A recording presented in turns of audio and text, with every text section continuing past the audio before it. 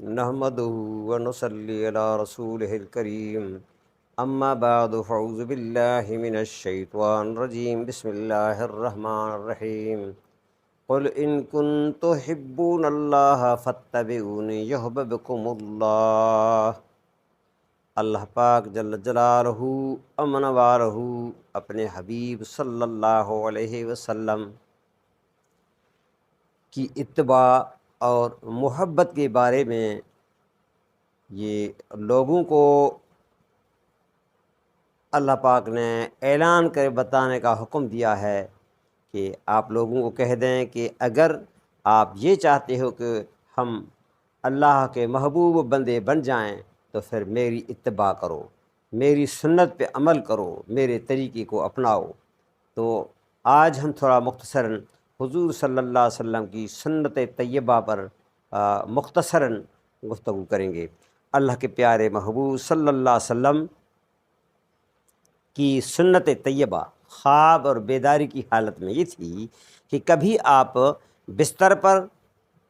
ہوتے، کبھی چمڑے پر، کبھی چٹائی پر، بلکہ زمین پر بھی سو جایا کرتے تھے، کبھی چارپائی پر بھی اور کبھی سیاہ کمبل پر آرام فرماتے۔ عبادہ بن تمیم فرماتے ہیں، عبادہ بن تمیم رضی اللہ تعالی عنہ فرماتے ہیں کہ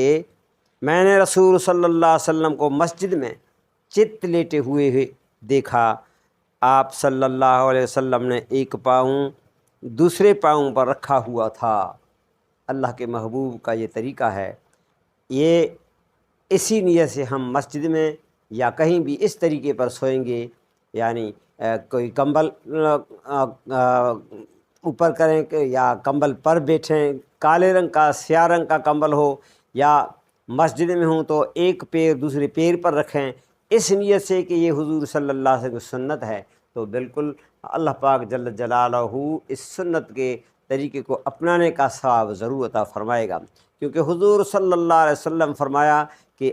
کوئی ایک ایسا دور آئے گا جس دور میں میری سنت پہ عمل کرنا ایسا سمجھو ہوگا، سخت ہوگا کہ جیسے ہاتھ میں انگارہ جو ہے رکھنے کے مترادف ہوگا۔ تو یہ حضور صلی اللہ علیہ وسلم کا طریقہ ہے، اس طریقے کو اگر ہم اپنائیں گے تو ضرور اللہ پاک ہم پر مہربانی فرمائیں گے۔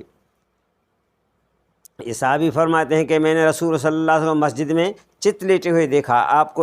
آپ نے ایک پاؤں دوسرے پاؤں پر رکھا ہوا تھا اور آپ کا بستر چمڑے کا تھا۔ آپ صلی اللہ علیہ وسلم کا بستر جو ہے وہ چمڑے کا تھا، سبحان اللہ، جس میں کھجور کی چھال بھری ہوئی تھی، سبحان اللہ۔ اللہ کے محبوب صلی اللہ علیہ وسلم جو بادشاہوں کے بادشاہ، تمام مخلوق کا مالک اور خالق ہے، اس کا سب سے اعظم بندہ ہے، اس بندے کا یہ مقام ہے کہ وہ سوتے ہیں تو چمڑے کی بستر پر جو ہے کیا نام ہے، اس کے اندر چھال یا کچھ اس طرح کی چیزیں بھری ہوئی تھیں، اس پر آپ صلی اللہ علیہ وسلم سو رہے ہیں۔ آپ صلی اللہ تعالیٰ علیہ وسلم، آپ کے پاس ایک بالوں کا کمبل تھا جسے دوہرا کر بچھا دیا کرتے تھے۔ ایک دفعہ آپ صلی اللہ علیہ وسلم کو یہ 4 تہہ کر کے بچھایا گیا تو آپ صلی اللہ علیہ وسلم اس طرح منع فرمایا کہ 4 تہہ نہیں بلکہ جس سے پہلے یہ اسے اس کو جو ہے آپ بچھا دیا کریں۔ اللہ پاک جل جلالہ امن والہ اپنے پیارے محبوب صلی اللہ علیہ وسلم کو جو طریقہ ہمارے لیے بہتر تھا وہی طریقہ بتایا، اور اللہ پاک جل جلالہ کے محبوب نے ہمارے اوپر آسانیاں کرنے کے لیے غریبوں اور صاحب ثروت لوگوں سب کی موافقت، یعنی آپ نے اس طرح یہ طریقہ اختیار فرمایا تاکہ غریب لوگ بھی اس کو اپنا سکیں۔ ایسا نہ ہو کہ بڑے بڑے جو پیسے والے لوگ ہیں، جو زیادہ طاقت رکھ سکتے ہیں، وہ لوگ میرا طریقہ اپنائیں، بلکہ آپ صلی اللہ علیہ وسلم نے غریبی کو پسند فرمایا، کہ آپ صلی اللہ علیہ وسلم یہ بھی ارشاد ہے کہ الفقر فخری، پیارے محبوب نے غربت یعنی فقیری کو فخر سمجھا آپ نے۔ آپ صلی اللہ علیہ وسلم آپ بستر پر بھی سوئے اور لحاف بھی کبھی کبھی اڑایا کرتے تھے۔ اپنی ازواج مطہرات رضوان اللہ علیہم اجمعین سے فرمایا کہ تم میں سے اشیاء کے سوا کوئی اور ایسا نہیں ہے کہ جبرائیل علیہ السلام اس کے بسترے پر آئے ہوں۔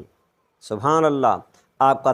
تکیہ چمڑے کا تھا جس میں کھجور کی چھال یا کھجور وغیرہ کا کچھ جو ہے چیزیں یہ بھری ہوئی تھی۔ جب آپ صلی اللہ علیہ وسلم سونے کے لیے بستر پر تشریف لے جاتے تھے تو پھر آپ صلی اللہ علیہ وسلم یہ دعا پڑھ لیتے تھے، بسمک اللہم احیا اموت۔ سبحان اللہ، اللہ کے پیارے محبوب صلی اللہ علیہ وسلم یعنی اے اللہ تیرے ہی نام پر میں جیتا اور مرتا ہوں۔ نیز آپ صلی اللہ علیہ وسلم دونوں ہاتھوں کو اکٹھا فرماتے تھے، ایسے دونوں دعا کی طرح جس طرح ہاتھ اٹھائے جاتے ہیں، اس طرح آپ صلی اللہ اپنے دونوں ہاتھوں کو اکٹھا کر کے پھر ان پر پڑھتے تھے سورۃ الاخلاص، قل هو اللہ شریف، اور قل اعوذ برب الفلق اور قل اعوذ برب الناس آپ پڑھ کر اپنے جسم پر اس پر پھونک مار کے پھر پورے جسم پر پھیرتے تھے۔ جہاں تک ممکن ہو سکتا تھا وہاں تک یہ ہاتھ پھیر لیا کرتے تھے۔ پھر جو ہے آپ صلی اللہ علیہ وسلم یہ اپنے پورے جسم پر اس کو جہاں تک یہ پہنچتا تھا پھیر لیتے تھے۔ آپ سر اور چہرہ مبارک سامنے کے حصے سے ابتدا فرماتے۔ آپ کا یہ عمل 3 مرتبہ ہوتا تھا، یعنی ایک مرتبہ قل هو اللہ شریف سورۃ اخلاص پڑھتے، دوسری مرتبہ قل اعوذ برب الفلق پڑھتے، قل اعوذ برب الناس پڑھتے، یہ تینوں پڑھ کر ہاتھ پر پھونک مارتے ہاتھوں پر، پھر پورے جسم پہ پھیرتے، پھر دوسری مرتبہ اسی طریقے سے پڑھتے تھے، تیسری مرتبہ بھی آپ صلی اللہ علیہ وسلم یہی طریقہ اپناتے تھے۔ اس طریقے میں بہتری حضور صلی اللہ علیہ وسلم کے ارشاد کے مطابق یہ ہے کہ جو شخص ان صورتوں کے لیے اللہ پاک کے محبوب نے فرمایا کہ نماز مغرب اور فجر کے بعد ان صورتوں کو 3 مرتبہ پڑھیں، اور ہر نماز کے بعد 1 مرتبہ فرض کے بعد پڑھ دیا کریں، تاکہ پورے دن میں اللہ پاک جل جلالہ